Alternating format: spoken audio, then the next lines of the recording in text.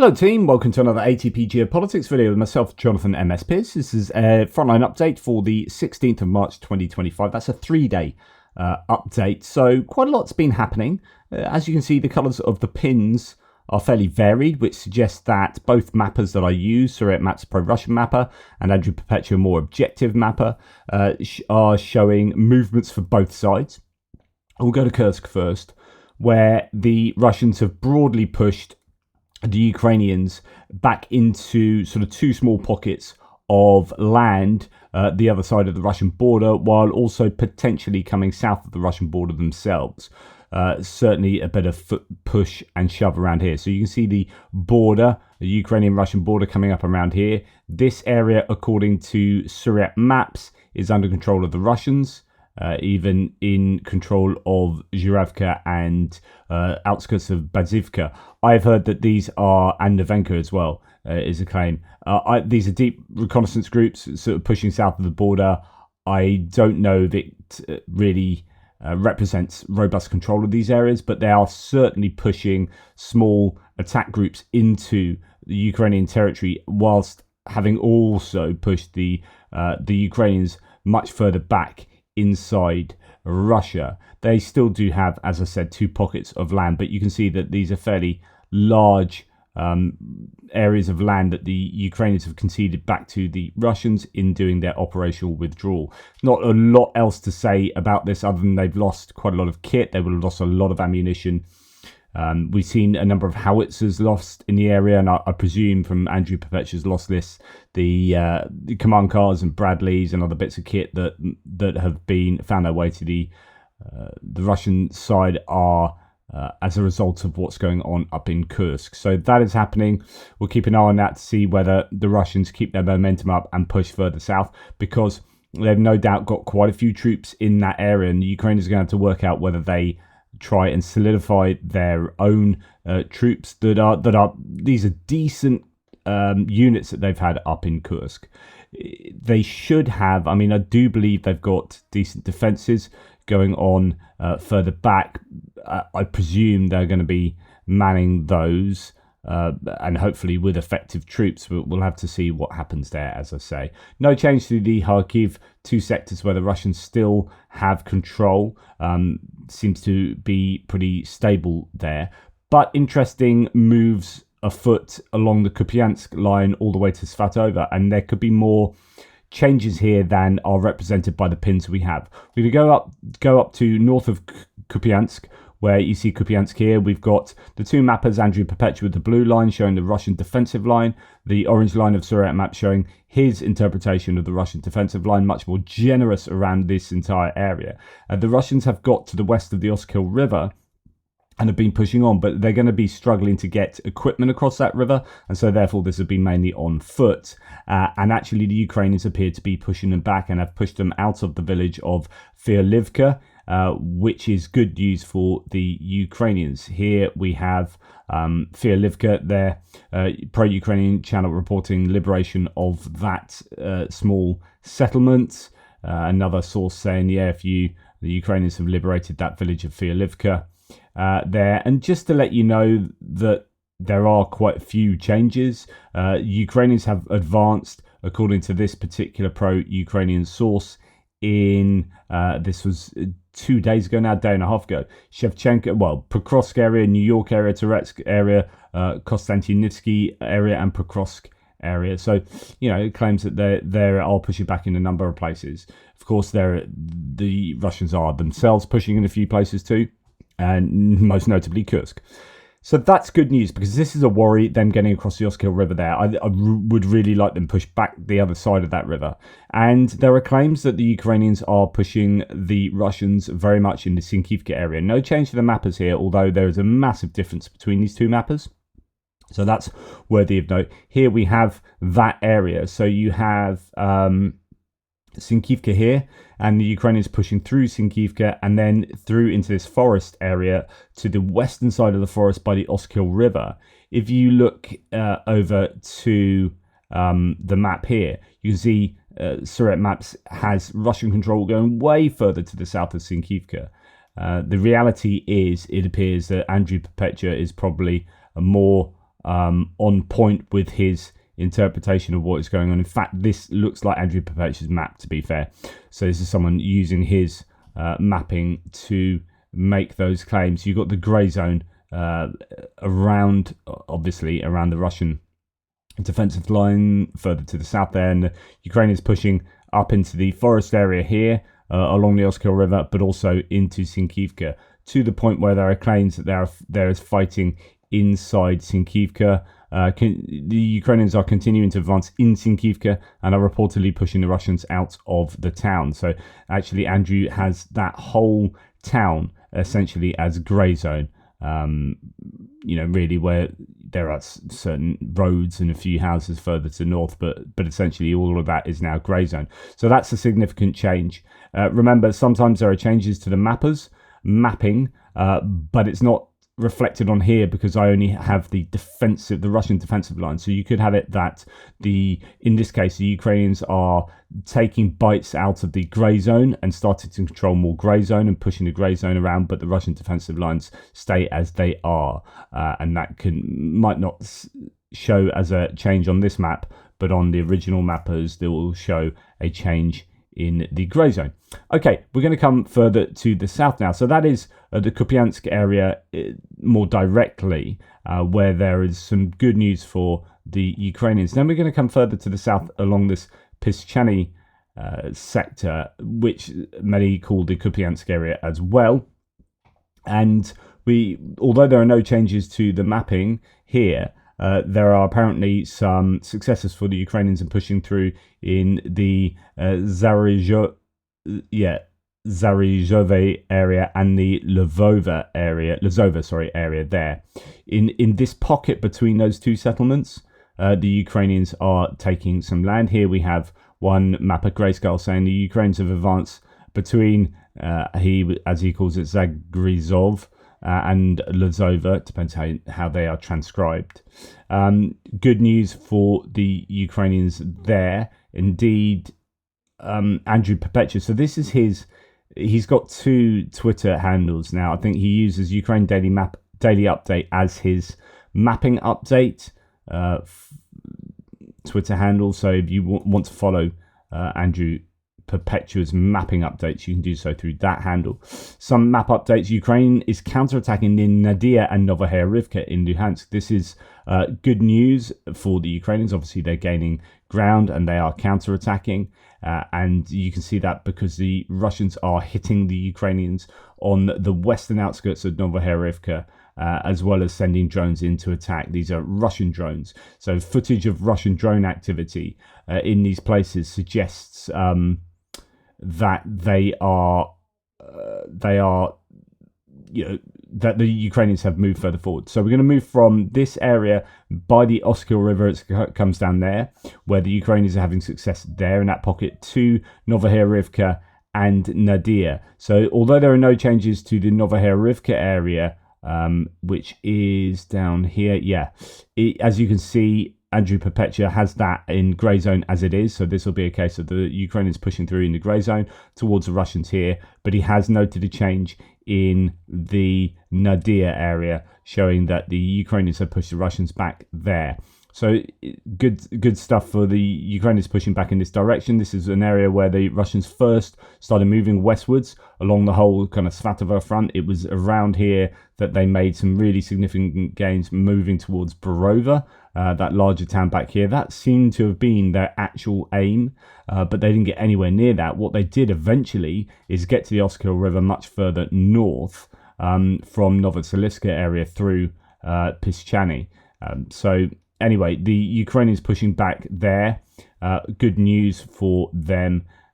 Don't know if there's too much else to mention. Russians are shelling you. No, that's going back down to Shevchenko.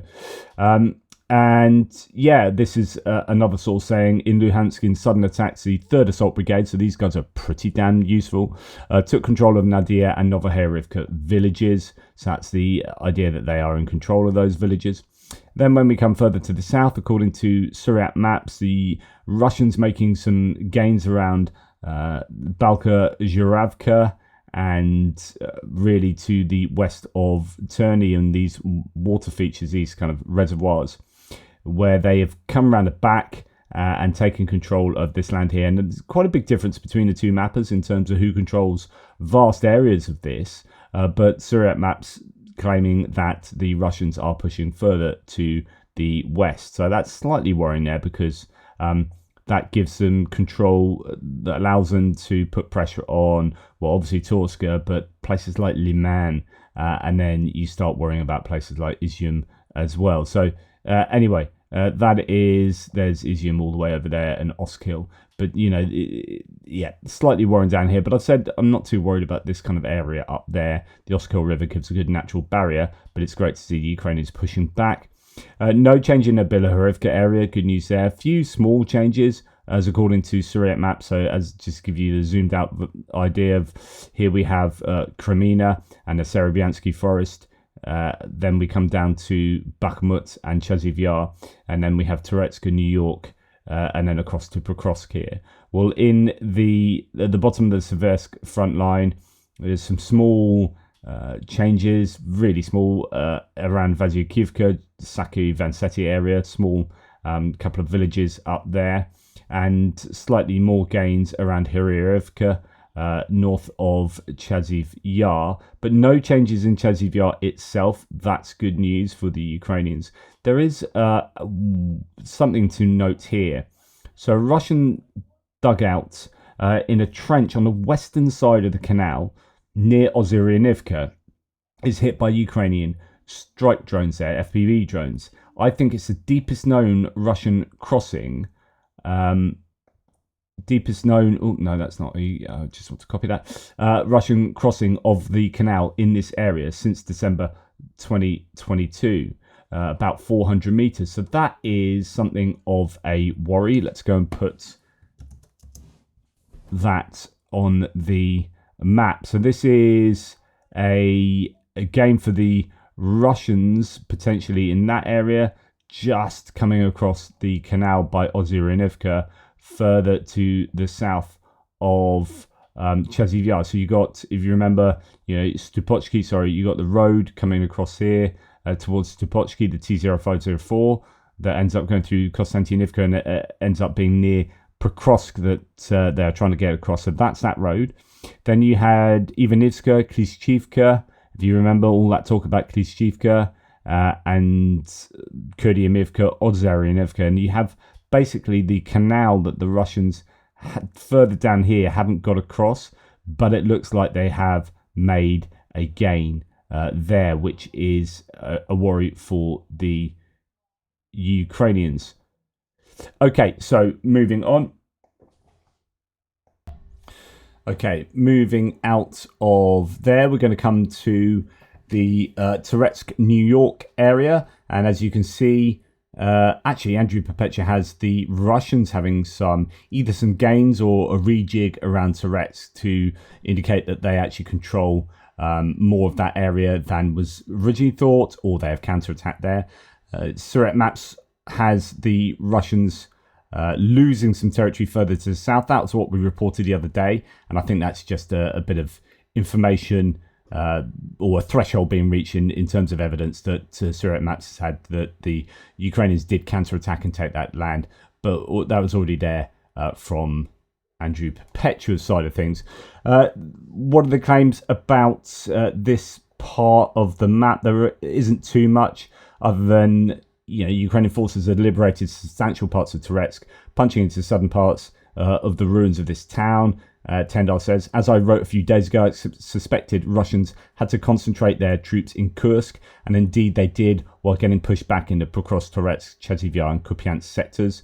I wonder, just in general, general comment about the map as a whole and about the movements of the Ukrainians. So the Ukrainians are pushing back in a number of places, but you got to remember these are fairly small areas that the Ukrainians are taking back. I mean, it's great news to see these blue pins on the map to suggest that the Ukrainians are having some success, but the Russians are potentially, they pretty much culminated in a number of places, which might have been exacerbated by them throwing a whole load of troops up into Kursk. And if they can release those troops back down to the front line, and if they are regenerating for another push, reconstituting forces and getting recruits in. We don't know whether that's definitely the case, but there are some rumors. You could expect the Russians to be pushing back in a major way at some point going forward, but they do use generally the same tactics of hammering at the Ukrainians using huge amounts of personnel, and they do seem to be running low on military materiel. They're using a lot of vehicles that you would, civilian vehicles, trucks and ATVs, quads and motorcycles and all sorts. So I think they probably are in a fundamentally weakened position. But and I don't know how well they're able to recruit extra forces at the moment. Whether the peace negotiations are informing stuff that's going on the front line, I don't know as well. But the worst case scenario is that Ukrainians are going to take back small areas of land, and then the Russians will regenerate to do another big push and continue putting the Ukrainians under huge amounts of pressure. The question is also, do the Ukrainians have reserves? The Russians have been worrying about this, and the mill bloggers have been worrying about this. We've been wondering whether I was led to believe there's going to be an attack north of the border at some point. It could be that things changed with peace negotiations, with the Kursk sector going sour, or the Ukrainians might still have something up their sleeves. We'll have to wait and see. But at the moment, the Ukrainians are making some small gains in a number of areas. Okay, moving on from the Toretsk direction, not too much news from there compared to what we have seen on previous mapping updates. There are claims of Ukrainians having some success, not just in this area of Shevchenko, where you can see both mappers claiming the Russians are being pushed further to the south there. There are some claims that the Ukrainians are actually controlling the whole of that village and pushing further south from there. If we come to look at a few of these sources, Grayskull has the Ukrainians reportedly liberating Yelizavetivka, which you can see on this map. I'll put that on my map. That's going further to the east here, and it's a village that actually neither mapper had in under control of the Russians, but it could have been in the grey zone.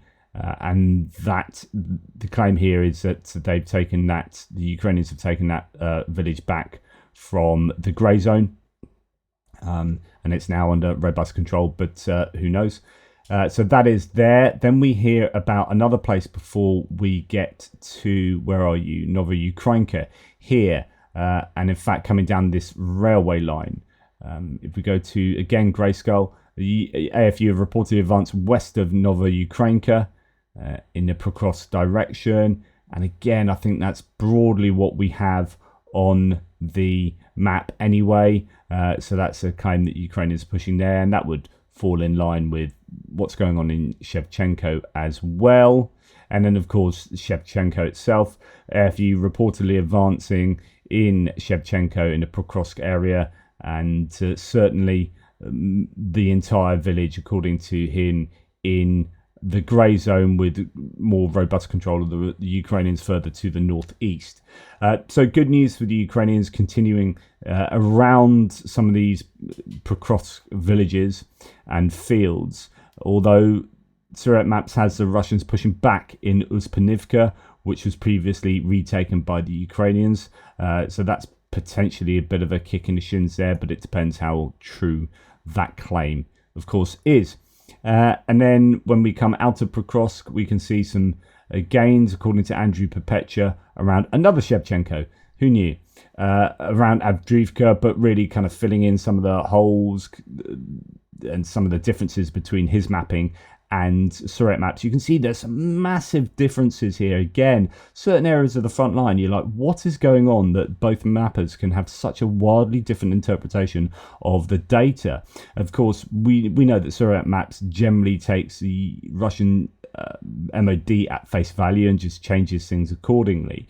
But sometimes it's quite prescient about where the Russians are pushing and can predict really what gains they have. And it depends what you mean by control as well. some of these fields. But this isn't just fields, though. These are vast areas of Avdiivka, which is a really key town. Ulakli, Konstantinopil, which I had somewhere else on. Oh, no, it's back here. Was it? No, it's Konstantinivsky direction. In the fourth image there. So I'm not sure which one that is. I might have to go and check that out on another occasion. Yeah, that's, there are so many similar named places. Anyway, coming back to my map, we have some small gains around north of the Velika Novoselivske area. Seems to be somewhat more stabilized to the northwest there compared to what it was. The Russians were making some fairly significant gains there, and that seems to have petered out, but might start again.